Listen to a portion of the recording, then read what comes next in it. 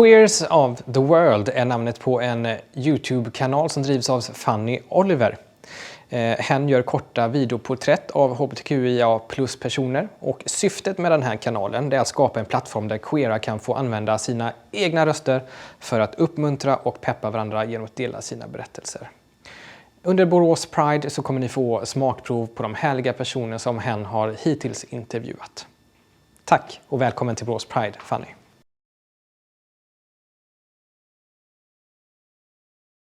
My name is Fanny Oliver and I'm the transgender person who runs the YouTube channel Queers of the World, where I make short videos about LGBTQIA+ people. Through this channel I've met so many inspiring and amazing people who have been boldly sharing their stories with me and with the world.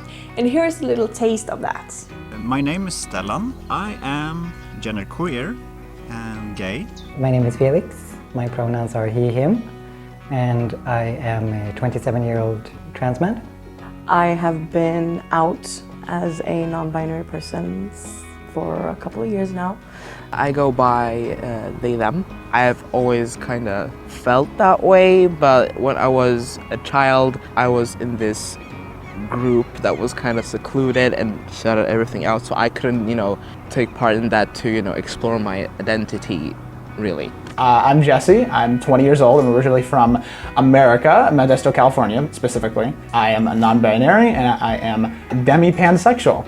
Within the LGBTQIA+ community, I would say I'm somewhere right in there, but I don't want to define myself to one or several of the letters of the community because I think it's very limiting. It puts certain expectations on me, or perhaps as well it makes others expect a certain thing from me or about me, both in a positive and in a negative way. So I choose to say that I am part of the LGBTQ community, or I have the rainbow flag outside my house, but I don't want to define my sexuality or my gender in a direct way.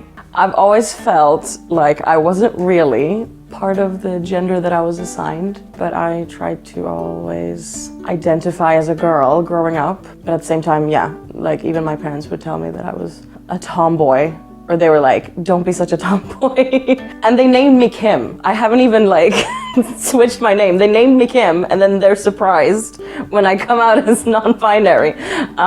What did they expect? Well, I knew from a very, very young age that something was off.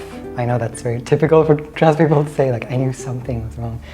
But I remember when I was 5 or 6 that I realized that my name didn't feel like my name. Genderqueer is that feeling of not belonging in any of the preset boxes, gender boxes, and genderqueer is perfect because it is the other, the constant other, meaning that I am not. Whatever box you're trying to fit me into, I don't feel right in that box because it has connotations, and it's the constant nope.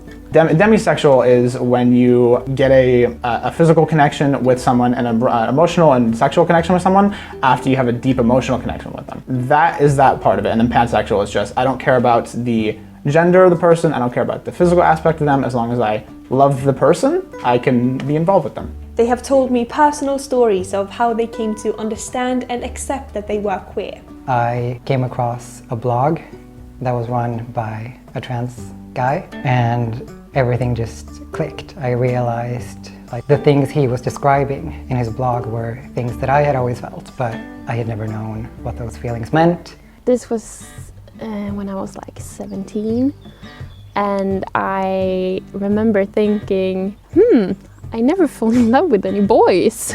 Maybe I like girls instead. When I was little, I was very interested about girls. I went to a website. I was like, oh, what happened if I press www.89.com?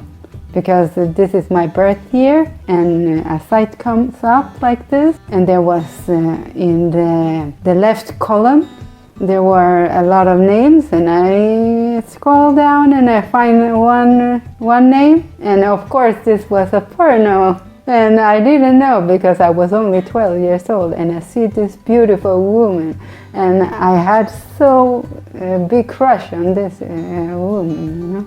I had been questioning my gender identity and sort of dreaming away to alternate realities and alternate futures of myself as a different gender since the start of my adolescence and my teenage years.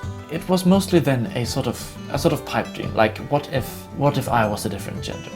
Wouldn't that be nice? Wouldn't that be just dandy? They've told me funny stories from their journey. Then I was like, okay, I want to do something drastic, because my coming out wasn't like dramatic because everyone was so cool with it. So I felt like I need to do something dramatic. So I chopped off my hair, not completely, but way short. That was like the beginning of my new person, I thought. And well, I loved having short hair, but now, like 5 years later, I realized that at the moment I want to have long hair, and my sexuality is not in my hair. I think I had an idea of how a lesbian person is supposed to be and what they're supposed to like and look like and stuff, and as a lesbian you need to have short hair. So I got short hair, and then I realized, cool, but a lesbian can also have long hair. So now I'm growing out my hair, and I'm just as much lesbian. But also stories of when they've met resistance or when they've struggled for other reasons. Like Finn when he was pregnant with his child. I had a huge dysphoria, even if I really wanted this. I really suffered when my body changed it a lot. The most thing I was struggling with, it was my chest, that I couldn't wear a binder, I couldn't hide this part of my body as I used to. So that was really something that bothered me, because being pregnant and motherhood is so closely connected that for most people it's the same thing. For me, being a black queer person has been hard. After I came out, I started going into these communities, and sometimes there would be other queer persons that say that I'm not valid as a non-binary because I'm black. It took a toll on me, because then I didn't know who am I then? And then a person told me that I am valid regardless of my skin color and where I'm from. You are valid as a non-binary person. I have felt that I often perceive myself as being not gay enough, but then as well I'm not straight enough. I might be not cis enough, but also not trans enough. And that is something that I feel is an expectation that comes from within me, of course, because I can just be myself. Like, I am one person and I'm just myself. I think many of us have this picture inside ourselves, like, what is a gay person like? Or what is a trans person like?